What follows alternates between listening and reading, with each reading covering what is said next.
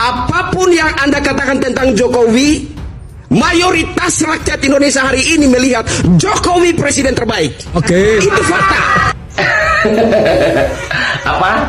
Presiden terbaik sepanjang masa dengan melakukan pelemahan KPK. Yang kedua, melakukan revisi Undang-Undang Minerba yang justru membatasi hak-hak rakyat.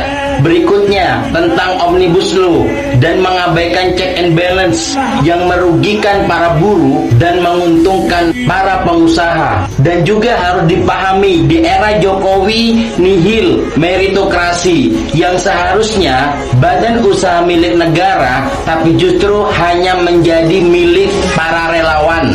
Penyalahgunaan intelijen hanya untuk kepentingan politiknya. Nah, foto orang di belakang saya ini kebalikan dari semua yang saya katakan tentang konsisten. Itu dalam perjalanan kontennya, dia tuh dukung Jokowi, dukung PDI. Terus saya melihat dia mendukung Ganjar di awal-awalnya, terus mendukung Anies, akhirnya mendukung Prabowo, ya sekarang mendukung Jokowi lagi. Seringan saya katakan, siapa yang menggonggong paling kenceng itu akan mendapat imbalan nih. Tidak berhenti sampai di situ. Proyek strategi nasional itu banyak merusak tanah-tanah rakyat, bahkan merampas tanah-tanah rakyat. Dan paling bangsatnya lagi, nepotisme itu lahir di era Jokowi. Apakah itu yang disebut dengan presiden terbaik sepanjang masa? Mungkin terbaik khusus untuk para ternak-ternaknya saja, tapi untuk rakyat Indonesia yang masih waras, rezim Jokowi adalah rezim yang paling bangsat karena daya rusaknya untuk bangsa ini. Goblok. Jokowi presiden terbaik. Oke. Itu fakta. Itu fakta. Oke. Syarat jadi ternak Mulyono ki ora kudu pinter, kudu iso ngotot, ngomong iso ngotot, pokoknya iso ngegas wis syarat paling apik satu utama. Jadi contohnya iki lah, contohnya ngawur jarene Jokowi presiden terbaik. Lah piye kabar 10 tahun terakhir ki PHK pirang-pirang pabrik PHK. Sing terakhir Kediri. Iki kan efeknya sangka sing 10 tahun sing pemerintahan Jokowi. Yo kan? Akeh lah. IKN piye kabare? Jarene sukses. Piye kabare? Meneh akeh lho sing di PHK kuwi. Nek dalan-dalan, nek bandara-bandara sing sepi ya akeh. Bangun tanpa mikir, pencitraan. Oke lah pancen dalan akeh dibangun Jokowi iki, jalan gede lah, jalan raya. Jalan tol pancen akeh, tapi dalane iki ya kuwi akeh nek sing tanah lho, agraria lho, sing gak duweni duit yo akeh lho. Berita-beritane delon, duwite sampai ora enek. Tanah dijipuke jalan tapi duwite ora diweni. Terus nek enek meneh apa wi jenenge kontraktore ora digaji yo enek, sampai nangis-nangis nang DPR kae. Ngono jane kok presiden terbaik. Gas LPG lho munggah mudhun lho. Ping piro wae. Listrik iki lho ora tau untung. Padahal awake dhewe ora tau nunggak mesti bayar. Ya kan nunggak diputus aliran listrike. Akeh maneh apa maneh ya. Sing rugi iki. Pertamina ya lah, Pertamina. Listrik apa maneh? Akeh lah. Ngono jane presiden terbaik. Presiden kok terbaik kondi ngono lho. Antri tong gas ya bola-bali nang ndi nggon. Antri tuku tong gas yo enek.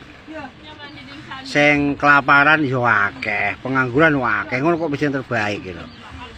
Oh sisi arep malah apa? Jokowi nomor loro nek gak salah. Aduh ngono presiden terbaik. Terbaik kondi lho. Ki sapa jenenge iki sing ngotot Yeni Yeni ya. Wong Papua yo ngawur, blobok jaran.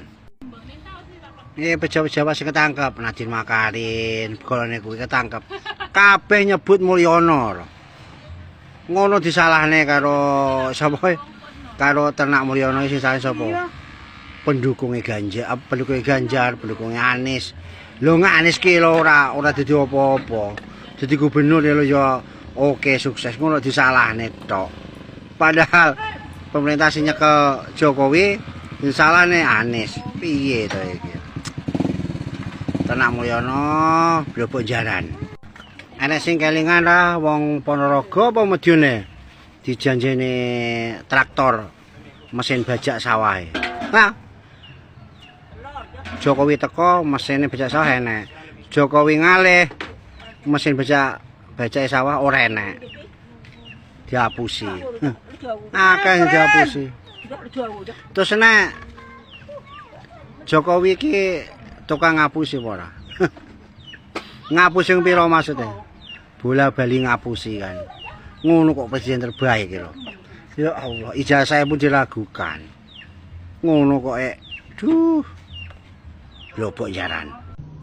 Assalamualaikum warahmatullahi wabarakatuh. Selamat pagi semuanya. Sering dalam video-video itu saya ngomong mahalnya sebuah kalimat atau arti dari konsisten. Konsisten itu menurut saya selalu memperjuangkan, selalu mempertahankan apa yang dianggap benar. Dan itu kebenaran menurut umum loh ya. Menurut kacamata umum, kacamata orang-orang waras. Bukan kebenaran menurut kita sendiri. Tidak seperti itu yang saya maksud ya. Oleh karena itu, sejak tahun 87 kayak kalau tidak salah ya. Sejak saya melek politik, saya selalu konsisten tuh sampai sekarang. Tahun 87 itu walaupun saya belum ikut pemilu, saya sudah kampanye tuh di PDI. Walaupun penuh intimidasi, cari KTP aja kesulitan. Dulu menyebutnya SKKB, surat keterangan kelakuan baik di kantor polisi. Nggak bisa saya itu, beneran. Dan itu alhamdulillah saya lakukan sampai sekarang. Sudah banyak tahun kan itu. Sudah ngabisin tanggalan berapa itu. Nah, foto orang di belakang saya ini kebalikan dari semua yang saya katakan tentang konsisten. Itu dalam perjalanan kontennya, dia tuh dukung Jokowi, dukung PDI. Terus saya melihat dia mendukung Ganjar di awal-awalnya, terus mendukung Anies, akhirnya mendukung Prabowo. Ya sekarang mendukung Jokowi lagi. Seringan saya katakan, siapa yang menggonggong paling kenceng itu akan mendapat imbalan itu. Baik imbalan berupa materi, jabatan, dan seterusnya. Ini karena orang waras kan merupakan aib.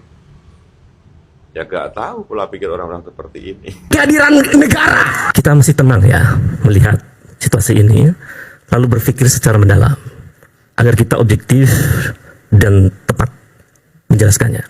Saya simpulkan di kesimpulan awal saya bahwa kerusakan yang terjadi selama 10 tahun itu kerusakan sistemik.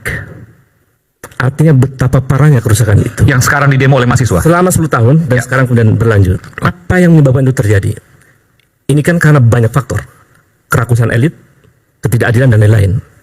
Jokowi pada kampanye 2014 dia berjanji 3 tahun saya berkuasa angka pertumbuhan ekonomi 7%. Apa yang terjadi?